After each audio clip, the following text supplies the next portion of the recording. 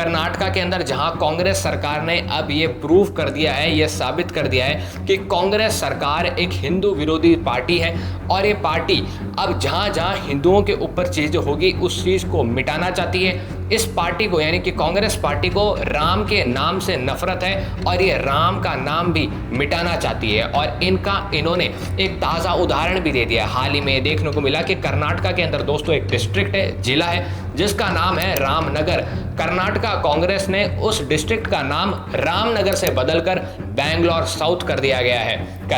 अब आपको यहाँ पर क्या देखने को मिल रहा है? आपको यहाँ पर साफ साफ देखने को मिल रहा है जो मैंने आपको बताया। क्या बताया मैंने आपको कहा कि कांग्रेस एक हिंदू विरोधी पार्टी है और उन्होंने अपना चरित्र अब दिखाना शुरू कर दिया है। और यहाँ पर राहुल गांधी, सोनिया गांधी और प्रियंका गांधी जो बार बार ये बयान देते रहते थे कि कांग्रेस सरकार नाम बदलने के खिलाफ है। ये पार्टी उत्तर प्रदेश के अंदर नाम बदलने का विरोध किया करती थी, लेकिन अब ये खुद नाम को बदल रहे हैं और राम के नाम को बदल रहे हैं। इसी के साथ ही इसको अगर अपन ब्रीफली देखें तो देखने को मिलता है कि अब इसका जो अपोजिशन है वो यानी कि बीजेपी सरकार जो अब इसका अपोज करना शुरू कर चुकी है। धीरे धीरे ये भी देखने को मिल रहा है कि अमित मालवीय जैसे बड़े बड़े बीजेपी के नेता इस पर ट्वीट कर रहे हैं और कह रहे हैं कि ऐसे जिलों का नाम आप नहीं बदल सकते जहां पर इनकी क्या विचारा देखने को मिल रही है।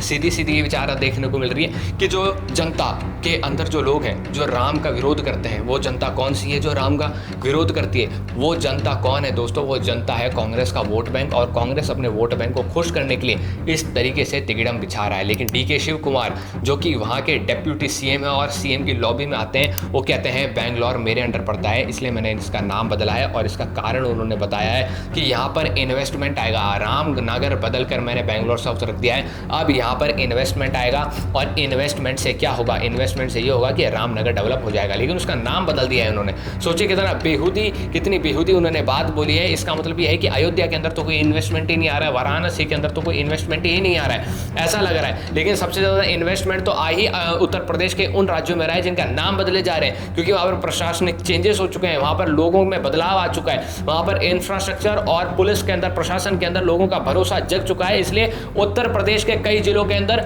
इन्वेस्टमेंट्स आ रहे हैं, डायरेक्ट जापान से आ रहे हैं। जापान की बड़ी बड़ी कंपनियां डायरेक्ट आकर उत्तर प्रदेश के मुख्यमंत्री योगी से मिल रही है और वहां पर डायरेक्ट इन्वेस्टमेंट की बात कर रही है। क्या कर्नाटका के अंदर ऐसा कुछ हो पा रहा है या फिर अब ऐसा कुछ हो जाएगा अचानक से रामनगर के नाम बदलने से? होता तो है, कर्नाटका के अंदर इन्वेस्टमेंट आता है, अच्छा खासा इन्वेस्टमेंट आता है, लेकिन उसके अंदर रामनगर का नाम बदलने की क्या जरूरत पड़ गई कांग्रेस को? साफ साफ दिखाता है कांग्रेस का वो दोहरा चरित्र जो हिंदुओं के आंखों के ऊपर पट्टी बांधना चाहता है। इसी के साथ साथ इसके अगर अपन ब्रीफली देखें तो कांग्रेस ने शुरुआत से अब तक राम का विरोध ही किया है। 13 सितंबर 2007 को कांग्रेस सरकार जब सत्ता के अंदर बैठी थी भारत के अंदर, तब कांग्रेस ने ये प्रूफ कहा था और सुप्रीम कोर्ट में कहा था कि राम के होने का तो कोई प्रूफ ही नहीं है। इस तरीके से बातें कांग्रेस की हुई हैं। इसके हिसाब से अगर अपन देखें तो ओल्ड मैसूर रीजन जो है वो आता है किसके अंदर? ये मैं बता रहा हूँ, ओल्ड मैसूर रीजन के अंदर आता है। क्या आता है? रामनगर डिस्ट्रिक्ट आता है। और यहाँ पर सबसे ज़्यादा अगर कोई जाति का प्रभाव है तो वो दोस्तों है वोकालीगा जाति, और वोकालीगा के जाति के ज़्यादातर वोटर्स एक तरीके से जेडीएस को वोट देते हैं, यानी कि जेडीएस का एक वोट बैंक बहुत बड़ा यहाँ पर रहता है। जेडीएस वो पार्टी है यानी कि जनता दल सेकुलर वो पार्टी है जो यहाँ पर अच्छा खासा वर्चस्व रखती है। और अब जेडीएस के लोगों के बीच में और मुस्लिम्स के बीच में यहाँ पर एक अनबन हो जाए, इसलिए यहाँ पर बताया जा रहा है कि इस तरीके से एक्टिविटी की गई है। लेकिन समझ में ये नहीं आ रहा है कि आखिर कांग्रेस ऐसी चीज़ों को अंजाम दे क्यों रही है। कांग्रेस कहती है कि हम तो सिर्फ और सिर्फ राजनीति अच्छी तरीके से करते हैं, हम तो धार्मिक राजनीति करते ही नहीं है। अगर आप नहीं करते तो आप इस तरीके से हरकतें क्यों कर रहे हैं जहां आपको एक खेद पैदा करने की जरूरत पड़ रही है दो लोगों के बीच में, दो पक्षों के बीच में, और यहाँ पर आपने तो राम का नाम ही बदल दिया।